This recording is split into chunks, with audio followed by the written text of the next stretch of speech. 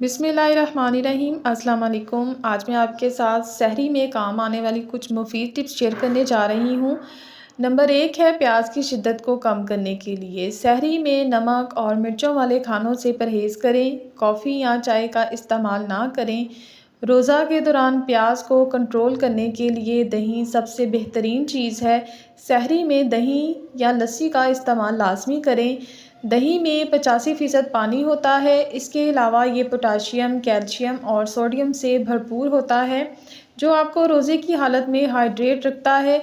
सहरी में इलायची का इस्तेमाल भी प्याज की शिद्दत को कम करता है। दही में चुटकी भर इलायची पाउडर डालकर खाएं।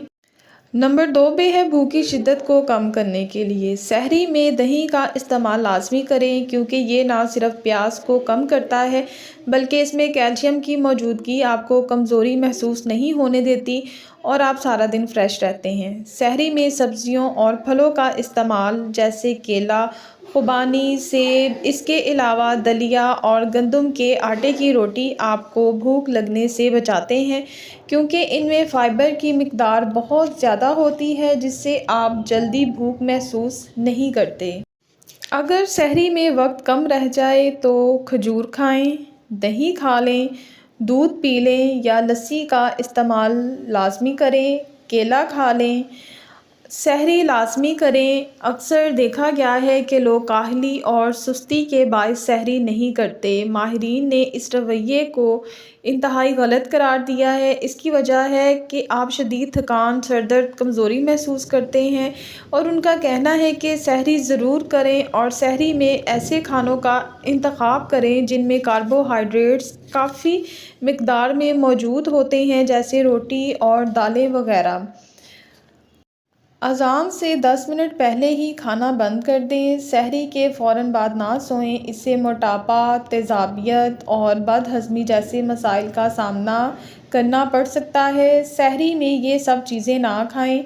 ऐसी ग़िज़ा का इस्तेमाल ना करें जिनमें नमक ज़्यादा हो, इससे जिस्म में सोडियम की मिकदार बढ़ने से प्यास की शिद्दत में इजाफ़ा होता है।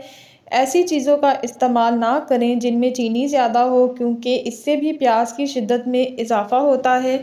सहरी में ऐसी चीज़ों का इस्तेमाल ना करें जिनमें कैफ़ीन हो, जैसे कॉफ़ी, चाय, चॉकलेट वगैरह, क्योंकि ये चीज़ें हमारे बॉडी टेम्परेचर को बढ़ाती हैं, जिसकी वजह से हम डिहाइड्रेट महसूस करते हैं।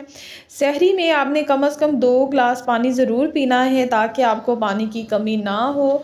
सफ़ेद आटे के बजाय चक्की का आटा यानी कि लाल आटा इस्तेमाल करें। 2 खजूरें लाजमी खाएं और ज़्यादा ऑयली चीज़ें मत खाएं।